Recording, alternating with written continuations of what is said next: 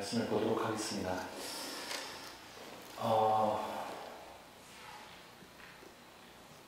네, 반갑습니다. 오늘은 어버이 주일로 드리는데요. 세상의 모든 부모님들이 자녀들과 화평한 관계를 맺고 사랑이 가득한 대화를 나누는 세상이 됐으면 좋겠습니다. 네, 정말 저는 감사드리고요.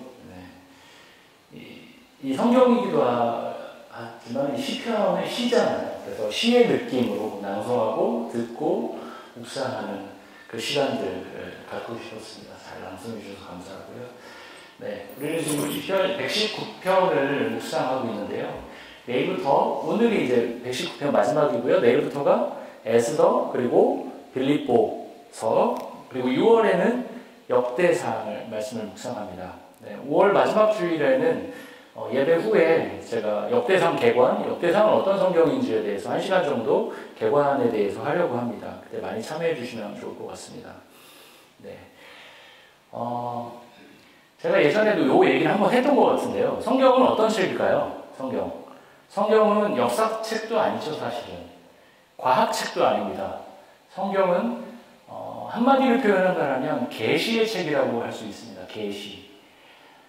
계시는 무엇일까요? 그동안 숨겨져 있던 하나님의 뜻을 드러내는 것입니다. 그런데 계시에는 흔히 두 가지 조건이 필요하다고 얘기합니다. 첫째는 하나님이 먼저 자기를 보여주셔야 하죠. 그리고요, 둘째는 하나님이 보여주시는 것을 우리가 이해할 수 있어야 합니다. 하나님은 계시를 다양한 도구와 수단으로 드러내 보이십니다. 성경에 드러난 계시라고 하면 예수님께서 이 땅에 오신 것, 계시의 중요한 사건이죠. 역사적 사건입니다. 예수님께서 이 땅에 오신 것은 십계명과 율법이 선포되는 것, 중요한 계시의 도구입니다. 예언자의 선포, 아모스, 호세아, 예레미야, 이런 선지자들의 선포, 하나님이 그 선지자들을 통해서 말씀하시죠. 그것도 바로 계시입니다. 그 다음에 또 어떤 것들이 있을까요? 신약 성경의 편지들, 그런 것들도 하나님께서 하나님이 어떤 분이신지, 그리고 그 하나님을 믿는 교회가 어떠해야 되는지를 드러내 보이는 계시 중에 하나입니다. 우리 흔히 그런 얘기하죠. 이 자연 너무나 아름답죠. 뒤쪽에 골든힐스 마운틴 너무 아름답고요. 이 자연 현상, 하나님의 일반 계시라고 흔히 얘기를 많이 합니다. 하나님은 이렇게 특별히 성경이라는 특별한 계시를 통해서 우리에게 하나님이 어떤 분이신지를 많이 보여주시죠. 이 하나님의 말씀을 제가 계시라고 표현했지만 하나님의 말씀을 흔히 세 가지로 우리가 분류해서 볼 수 있는데요. PPT 보이시죠? 첫 번째는 하늘에서 선포된 말씀입니다. 하늘에서 하나님이 꼭 하늘에만 계시지는 않지만 어떤 신적 권위로 하나님께서 직접 보여주신 거죠. 선포된 말씀. 어떤 말씀이 있을까요? 모세오경 같은, 창출, 레민신 같은, 예언서 같은, 하나님께서 선지자들을 통해서 빵 하고 얘기해 주시는 말씀. 십계명에 대한 말씀들, 율법에 대한 말씀들, 하늘에서 선포가 됐죠. 사람을 통해. 그쵸? 하늘에 계신 하나님이 모세나 예언자 같은 중간 매개자를 통해서 이 땅에 있는 백성에게 말씀을 주신 것입니다. 두 번째는 어떤 거죠? 사람과 사람 사이에서 나눠진 말씀이죠. 지혜문학, 전도서, 잠언, 이런 거죠. 사람과 사람과의 관계에 대해서 나눠진 말씀이에요. 서신서, 뭐죠? 편지입니다. 고린도 전서, 사도 바울이 고린도 교회에게 보낸 편지죠. 이런 것들이 어떤 말씀이죠? 사람과 사람 사이에서 나눠진 말씀입니다. 세 번째로는 뭐가 있을까요? 땅에서 하늘로 들려진 말씀. 시편의 절규, 기도, 탄원이 이건 뭐예요? 명백하게 얘기하면 사람의 기도입니다. 사람의 시죠. 찬양이죠. 그죠? 이것들이 어떻게 되는 건가요? 하나님께 드려졌죠. 근데 그것을 어떻게 해요? 하나님께서 하나님의 말씀으로 인정하고 받아들여 주신 거죠. 인간이 인간에게 보낸 말과 글 속에 하나님의 뜻이 담겨있다고 믿고 그 글과 말을 하나님의 말씀으로 받아들이는 것이죠. 이 땅에 있는 백성이 하늘에 하나님께 올려드린 찬양, 간구, 탄식을 우리는 하나님의 말씀으로 받아들이는 것입니다. 여기서 시편에 대한 얘기들을 조금 더 해보려고 하는데요. 시편은 예전에도 말씀드렸지만 구약시대의 찬양 모음집입니다. 시편이라는 이름 때문에 시편을 그냥 시로만 이해하지만 찬양이라고도 볼 수 있습니다. 성전과 지방 성소에서 불리는 찬양을 바벨론 포로기 이후에 수집했다라고 우리는 추정을 하는데요. 시편에는 다양한 저자들이 나옵니다. 다윗이 쓴 시편도 있고요. 작자 미상, 그 시편을 누가 썼는지 모르는 시편도 있습니다. 이들이 하나님께 기도한 장본인들이죠. 시편의 저자들. 시편이 사랑받는 가장 큰 이유는 뭘까요? 이 매일 성경 보면 다른 성경들은 한 번에 보통 이렇게 갑니다. 너무 긴 성경은 절반 잘라서 묵상하기도 하는데요. 일반적으로는 한 권을 통으로 보죠. 웬만큼 길지 않으면. 그런데요, 시편은 어떻게 할까요? 중간중간에 몇 절씩. 이번에 지금 우리가 어떻게 했죠? 누가복음 가다가 에스더랑 빌립보서 가기 전에 시편 119편이 딱 떼어져서 들어왔죠. 뭘까요? 뭔가 이렇게 계속 예를 들어 욥기 같은 좀 팍팍한 성경, 고통을 계속 욥이 고통당하는 걸 계속 묵상하는 게 얼마나 힘들어요. 그 긴 성경을. 그러다 보면 시편의 저자들이 드리는 고백과 감사와 그 때로는 탄원과 절규가 우리에게 가슴에 팍팍 박히죠. 시편은 굉장히 사랑받는 성경입니다. 왜 그럴까요? 시편이 사랑받는 가장 큰 이유는 시편의 저자가 하나님께 토해내는 기도가 나 자신의 기도로 다가오기 때문입니다. 시편 23편 4절을 한번 보도록 하겠습니다. 네, 같이 읽어보겠습니다. 내가 사방의 음침한 골짜기로 다닐지라도 해를 두려워하지 않을 것은 주께서 나와 함께 하심이라. 주의 지팡이와 막대기가 나를 안위하시나이다. 제가 메이플리지 골드니어스 산 바로 밑에 있는 어느 곳에서 청소를 조금 한 적이 있었거든요. 몇 달간 청소를 한 적이 있었어요. 그게 이제 거기 일하는 사람들 퇴근하면 이제 어둑어둑해질 때 가서 청소를 합니다. 옛날에 얘기했던 것 같은데요, 소개 시간에. 메이플리지 어떤 지역이죠? 어떤 동물이 많죠? 곰이 엄청 많습니다. 언젠가 한 번은 만나겠는데요. 15m 전방에 아무도 없고 도망갈 데도 없고 산속의 중간에 저는 쓰레기 봉지를 양손에 들고 있었고요.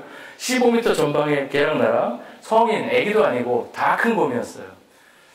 이렇게 보고 있었습니다. 제가 그 순간 이 말씀을 떠올리지 못했습니다. 떠올렸으면 좋았을 텐데 그 순간은 아무 뇌정지가 왔습니다. 어떻게 해야 되지? 근데 아시죠? 곰의 순간 스피드가 시속 60km라는 거.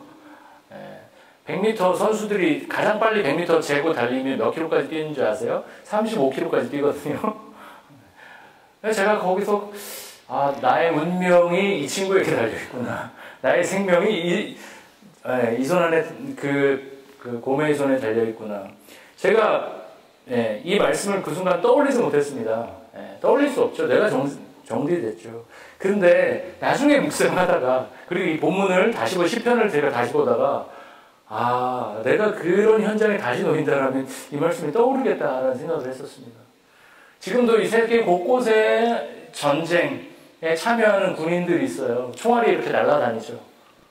이렇게 날아다닙니다. 그 순간에 전쟁에 참여했던 수많은 성도들은, 그리스도인들은 이 말씀을 묵상했을 겁니다. 왜 이 말씀이 우리에게 다가옵니까? 그런 고통스러운 두려운 순간을 경험했기 때문이죠. 성경 속 그 찬양, 어떤 시라는 것은 대부분 그 찬양과 시가 나오게 된 구체적인 상황과 역사가 있죠. 예를 들면 출애굽기 15장에 이스라엘 백성이 홍해를 건넌 다음에 찬양하는 얘기가 나옵니다. 이스라엘 백성이 여호와를 찬양하는 장면이 나옵니다. 사사기 5장에는요, 드보라와 바락의 찬양이 나옵니다. 그게 뭐죠? 이 찬양의 배경은 하나님이 이스라엘을 도우셔서 가나안 사람들을 이기게 한 다음에 드보라와 바락의 찬양이 아주 정말 문학적으로도 너무 아름답게 드러납니다. 이렇게 구체적인 사건을 배경으로 하나님에 대한 찬양과 시가 읊어지는 것이죠. 오늘 정혜라 자매님이 아름다운 목소리로 시를 낭송해 주셨죠. 그 느낌 어떠셨나요?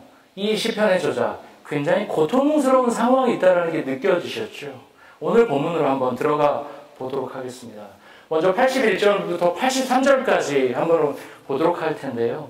눈으로 한번 그냥 보겠습니다. 81절 내용이 지쳤다고 얘기하고 있어요. 그렇죠? 82절 주님께서 나를 언제 위로해 주실까 하면서 주님의 말씀을 기다리다가 시력조차 잃었습니다. 이거는 새 번역이 제일 세게 번역을 한 것 같아요. 다른 번역에서는 내가 앞을 보는 것을 실패했습니다. 영어는 주로 fail 이런 단어를 쓰더라고요. 원어도 약간 그런 의미입니다. 근데 시력을 잃었던 영적으로 하나님을 볼 수 있는 힘조차 없어졌다 이런 것이죠. 물리적으로 이건 문학적인 표현이니까 시적인 상상력을 발휘해서 보셔야 되죠. 83절 내가 비록 연기에 그을린 가죽부대는 뭔가 음료나 물 같은 거를 담아두던 가죽 수통 이런 걸 얘기합니다. 이런 게 어떻게 됐다고요? 그을렸다고요. 볼품 없어지겠죠. 오랜 세월 쓰다 그을리고 구멍나고 너덜너덜해진 모습이 자신의 모습 같다라고 이 시인은 얘기하고 있습니다. 시인의 영혼이 지쳤고요. 말씀을 기다리다가 시력을 잃었다고 하고요. 연기에 그을린 가죽부대처럼 되었답니다. 여기서 우리는 우리 인생의 본질적인 질문을 던지게 됩니다. 이 시인 지금 119편의 시인 어떤 존재죠? 시편 119편을 쭉 낭송하다 보면 시인에 대해서 어떤 느낌이 드시나요? 오늘 본문을 보면 사실 왔다 갔다 하는 느낌이 있어요. 내가 아무것도 못하겠습니다.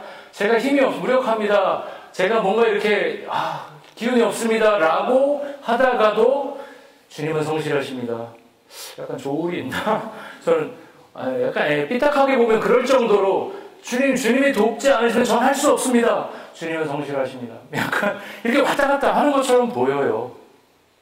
이런 식으로 보여요. 그러나 시편 119편 전체적으로 보다 보면 시인이 자기에게 닥친 고난에도 불구하고 끝까지 하나님의 말씀을 붙잡고 가려 한다는 게 시편 119편 전체적으로 계속 느껴집니다. 좀처럼 포기하지 않아요. 주님의 말씀, 율법, 판단, 규례, 율례, 증거, 법도, 계명 안에서 살아가려고 아주 몸부림을 치고 있어요. 그럼에도 불구하고 시인의 상황은 오늘 본문 말씀처럼 초입처럼 그렇게 좋은 것 같지 않습니다. 오늘 본문 84절을 보면 자신의 인생이 얼마 남지 않았다고 호소하고 있어요. 자신의 인생이 얼마 남지 않았다고 호소하고 있어요. 오늘 본문 81절부터 88절까지 이 말씀에서 한 연이 8절씩 있다고 했죠. 22개 연이 곱하기 8해서 176절이라고 말씀드렸죠. 이번이 11번째 연인데요. 그 11번째 연 81절부터 88절까지 자신이 주님의 구원을 기다리다가 지쳤습니다.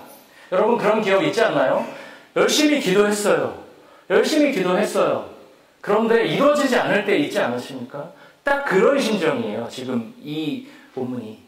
그리고 89절부터 96절까지 시작되는 두 번째 연에서는 주님의 성실하심은 영원합니다로 결론을 내리고 있어요. 느낌이 완전 다르시죠? 첫 번째 연, 8절에서는 제가 완전히 지쳤습니다. 주님의 응답, 주님의 구원을 기다리다 지쳤습니다라고 얘기하고 있고요. 두 번째에서는 주님의 성실하심은 영원합니다라고 결론을 짓고 있어요.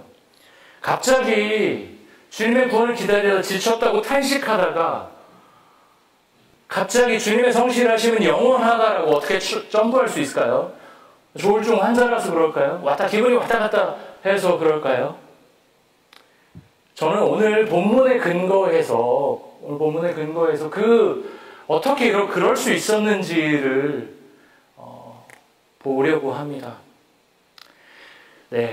저는 오늘 이 본문에서 첫 번째 연에서 두 번째 연으로 점프할 수 있었던 거, 지쳐있다가 그래도 주님의 성실하심은 영원합니다라고 아름답게 고백할 수 있었던 힘은 이 시인이 어떤 인간의 안정감의 근원인, 내가 온전한 안정감을 갖고 살아가는 근원이 온전히 하나님께 있음을 고백하고 있기 때문이라고 생각합니다.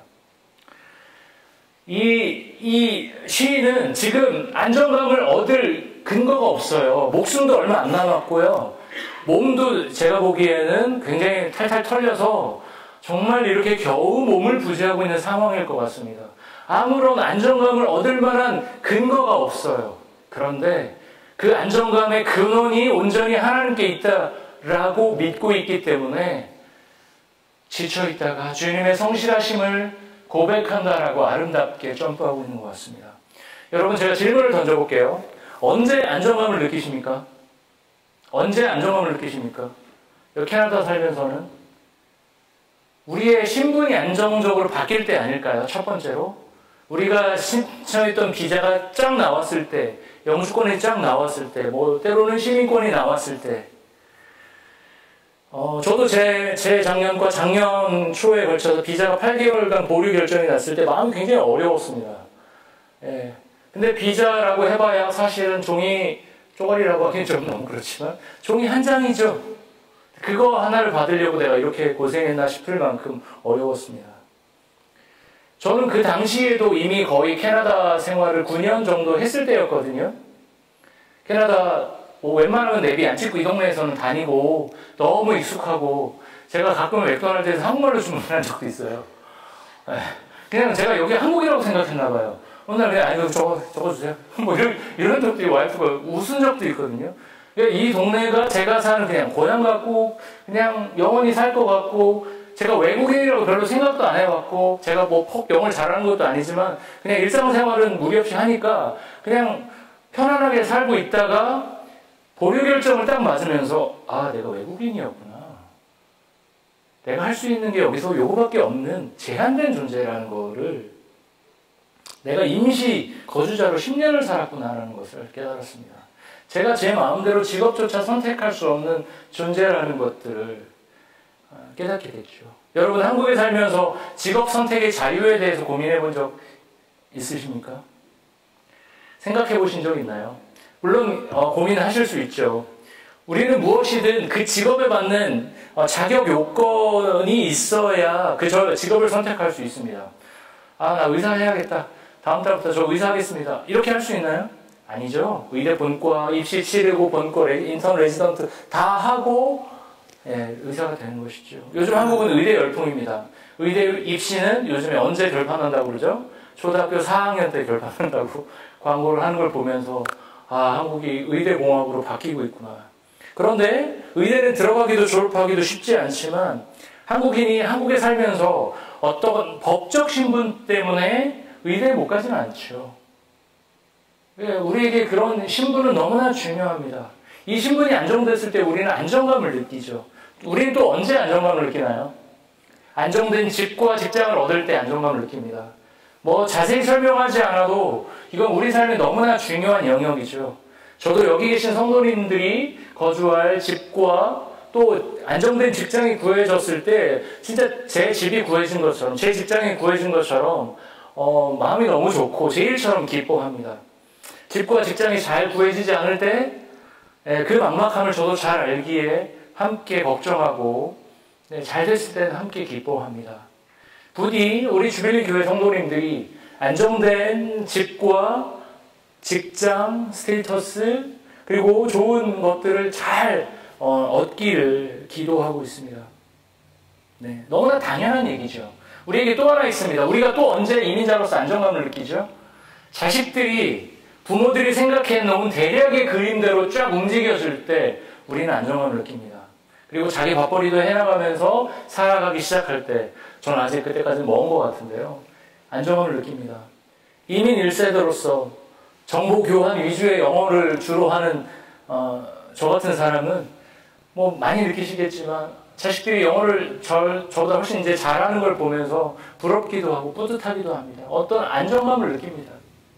제가 언급한 세 가지, 법적인 신분, 집과 직업, 그리고 자식들의 성장, 이 세 카테고리는 이민자들에게 너무나 중요한 영역이죠.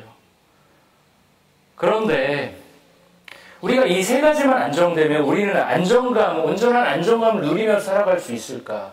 이건 너무나 중요하지만 이게 주어진다고 해서 우리가 온전한 안정감을 다 누리고 살 수 있을까? 결코 그렇지 않죠. 예를 들어서 제가 여기서 언급하지 않았지만 우리의 안정감을, 우리에게 삶의 안정감을 주는 요소들이 이거 외에도 아주 많습니다. 여러분, 몸이 아프기 시작하면 앞서 언급한 것들이 자리를 잡아도 우리는 안정감을 누리지 못합니다. 법적 신분이 해결되고요. 또 뭐가 있었죠? 집과 직장이 해결되고요. 자녀들이 우리가 생각하는 모습대로 잘 커가도 그 허리가 갑자기 심하게 아파오거나 다리가 심하게 아파오고 뭔가 병이 생기면 우리는 안정감을 잃어버리게 되죠. 가족들끼리 여러분 심각한 갈등을 겪어본 적 있으신가요?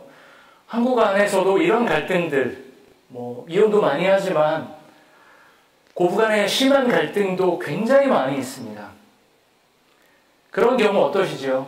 저도 그런 경우를 심각하긴 아니지만 좀 겪어본 적도 있었던 것 같은데요. 밥을 먹어도요, 먹은 것 같지가 않습니다. 제가 기사를 통해서 본 내용이 하나 있는데요. 소위 한국에서 사람이 사망하면 뭘 할까요? 염이라는 거 아시죠? 염. 그래서 한국에서 염을 가장 유명하게 잘 하는 분, 그분 인터뷰를 제가 본 적이 있습니다. 대통령이 돌아가시면 그분이 염을 하시죠. 자기는 본인을 염장이라고 이렇게 스스로 지칭하는 장인이라고 생각하기 때문에 염장 일을 하시는 분의 인터뷰인데요. 자신이 30년간 수많은 사람들의 시신을 만지고 화장을 해드리고 옷을 갈아입혀드리고 그 염을 하는 그 중에 한 분이 딱 기억나는 분이 계셨대요. 그분은 50대 중반에 갑자기 암으로 돌아가신 남성이었다고 합니다. 수많은 사망했던 사람들, 암 환자들, 병으로 돌아가신 분들, 사고로 돌아가신 분들 많이 봤을 거 아니에요. 근데 그분의 표정이 유독 기억에 남았다고 합니다. 그분은 강남에 빌딩을 몇 채 갖고 계셨던 분이에요. 50대 중반에 갑자기 돌아가신 거예요. 주먹을 꽉 쥐고 이빨을 꽉 깨물고 억울하다는 표정을 짓고 돌아가셨대요. 아쉬울 게 없었겠죠. 강남의 빌딩이 아주 얼마입니까? 아쉬울 게 없겠죠. 삶의 안정감을 온전히 누릴 수 있다고 생각했지만 그분은 살아생전에는 어떤 경제적 안정감을 누리셨겠지만 죽음의 순간에는 안정감을 누리시기보다는 죽음과 화해하지 못하고 그 죽음을 온전히 받아들이지 못하고 억울한 표정으로 돌아가신 것이죠. 오늘 본문의 시인의 상황은 우리가 앞서 얘기한 안정감의 조건들로 봐서는 좋은 상황은 아닌 것 같아요. 85절 말씀을 같이 보도록 하겠습니다. 85절. 제가 읽어보겠습니다. 주님의 법대로 살지 않는 저 교만한 자들이 나를 빠뜨리려고 구덩이를 파대요. 그냥 사는 것도 본인 몸 추스리고 가족들 추스리기도 사는 것도 쉽지 않은데 교만한 사람들이, 주님의 법대로 살지 않는 교만한 사람들이 나를 빠뜨리려고 구덩이를 팠대요. 얼마나 기가 막힐까요? 86절과 87절 보겠습니다. 주님의 계명들은 모두 진실하고요. 사람들이 무고하게 나를 핍박하니 나를 도와주십시오. 이 세상에서 그들이 나를 거의 다 죽여놓았지만 주님의 법도를 나는 잊지 않았습니다. 86절. 여기서 시인은 나를 도와달라고 탄원하는 기도, 나를 도와주십시오 라고 애타게 탄원하는 기도를 하고 있습니다. 여기서 하나님께서는 이 시인의 기도를 들어주셨을까요? 들어주셨을까요? 사실 그건 알 수 없죠. 그랬을 수도 있고 아닐 수도 있습니다. 그랬을 수도 있습니다. 성경에 보면, 그리고 여러분의 삶에 보면 결정적인 순간 하나님이 삐약 나타나갖고 우리의 기도를 탁 들어주셨던 적이 있으셨죠.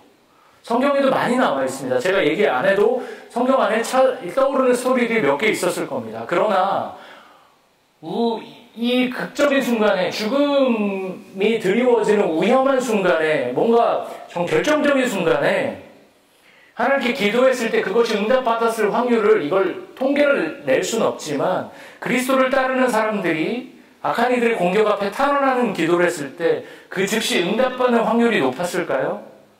그렇지는 않았을 겁니다.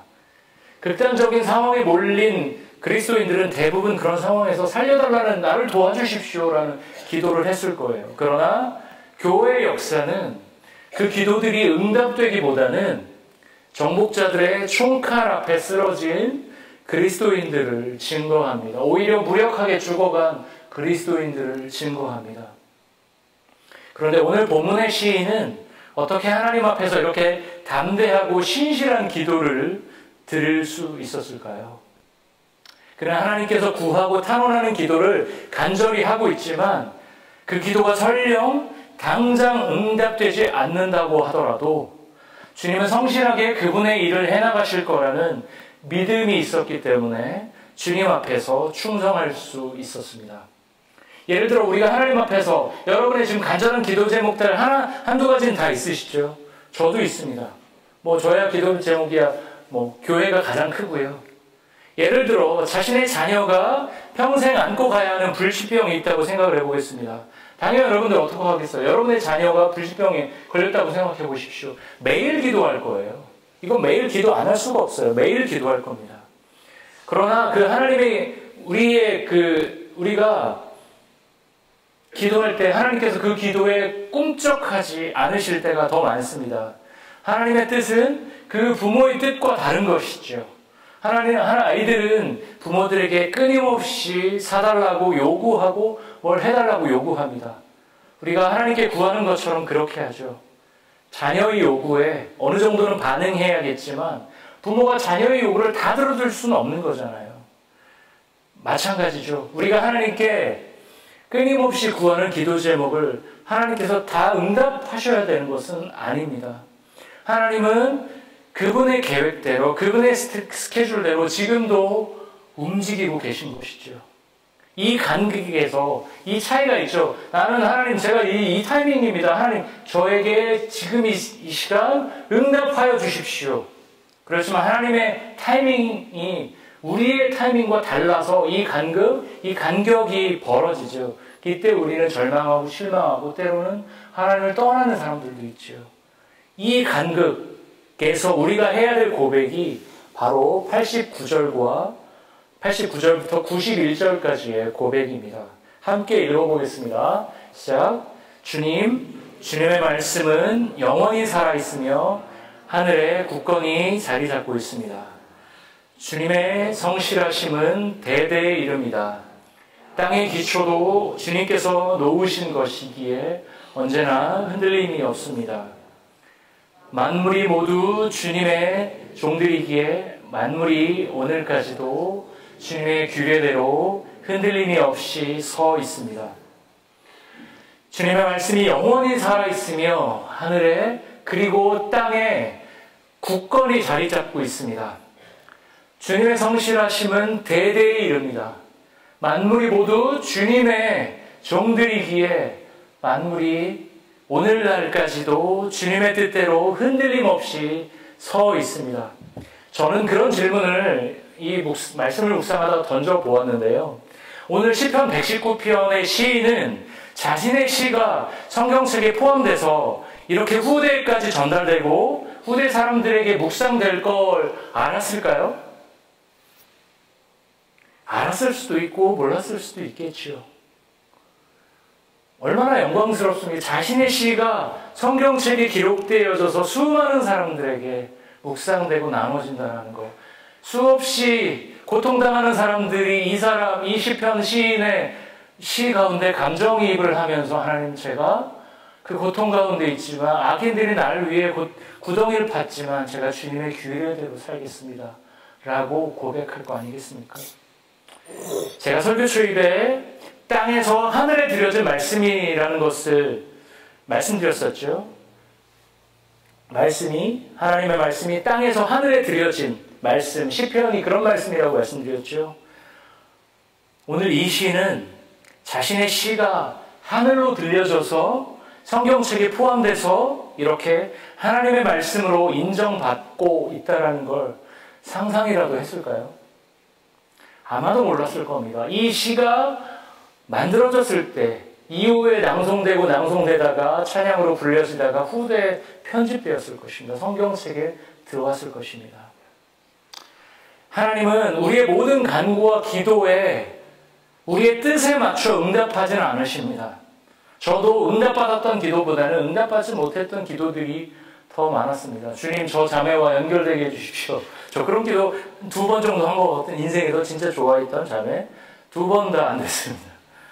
하나님은 그분의 길을 가십니다. 제 친구가 그랬어요. 그래서 그러나 하나님이 어떤 분이신가요?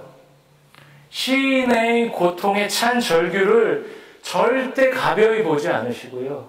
그걸 사람의 말이 아니라, 사람의 기도가 아니라 하나님의 말씀으로 인정하시면서 내가 너와 함께하고 있다라고 보여주는 분이 바로 우리 하나님이십니다. 우리가 믿는 하나님입니다. 여러분 지금 어떠신가요? 어려우신가요? 답답하신가요? 안정감이 없어서 불안하신가요? 하나님께 진실한 고백을 드리시기를 권면합니다. 주님, 제가 지금 불안합니다. 제가 과거의 아픔 때문에 고통스럽습니다. 내가 누구 때문에 지금 힘듭니다. 주님, 제 간구를 들어주십시오. 그러나 제 간구가 주님의 뜻과 다르다면 주님의 선택을 받아들이겠습니다.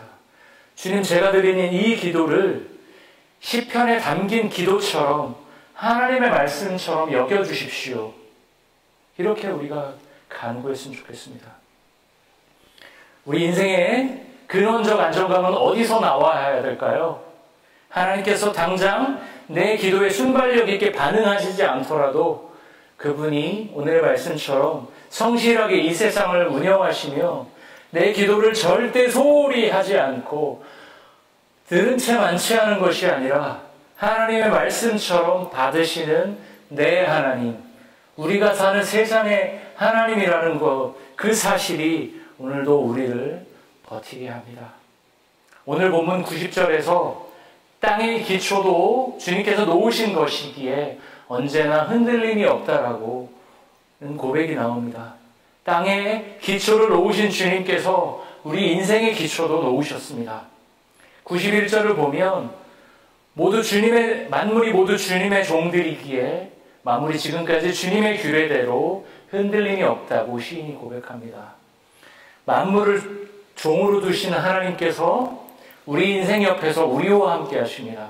내 기도를 즉각적으로 내 뜻대로 지금 다 들어주시지는 않지만 주님은 오늘도 성실하게 우리를 선한 길로 인도하십니다. 그 선한 길은 우리가 생각하는 평탄한 길이 아닐 수도 있지요. 뭔가 보장된 길이 아닐 수도 있습니다. 내가 좀 케어하기도 바쁜데 다른 사람들까지 챙겨야 되는 피곤한 삶일 수도 있습니다. 그러나 그 길이 옳은 길이며 우리가 마땅히 가야 할 길이기에 우리는 오늘도 주님의 성실하심을 신뢰하며 한 걸음씩 걸어갑니다. 사랑하는 주빌리 교회 성도 여러분, 삶의 무게가 무거우시죠? 남편이라고 있는데 철도 좀 덜 된 것 같고 큰아들처럼 행동해서 답답한 어머님들 여기 계시죠? 제가 아내에게 듣는 소리입니다. 누구에게 하는 소리가 아니라. 아내가 전적으로 남편을 지지해주면 좋겠는데 늘 시험 채점관처럼 이거밖에 못해? 라고 아내에게 늘 평가받는 것 같아서 섭섭하신 남편분들 계시죠? 우리 모두 지금 삶의 무게가 참 무겁습니다. 한 번에 확 가벼워질 것 같지도 않아요. 우리가 밴쿠버 사는 한. 한국으로 가도 한 번에 확 그렇지 않겠죠. 그러나 우리 인간의 탄식과 기도마저 하나님의 말씀으로 받으시는 그분께서 오늘도 성실하게 우리 옆에서 우리와 함께 걷고 울고 웃으며 동행하고 계십니다. 주님의 성실하심은 영원합니다. 주님께서 다시 오시는 그날까지 주님은 우리 곁에서 우리와 함께 하실 것입니다. 이번 한 주간도 그렇게 주님과 깊이 동행하며 살아가시는 주빌리 성도 여러분 되시기를 축원합니다. 네, 말씀을 마치도록 하겠습니다.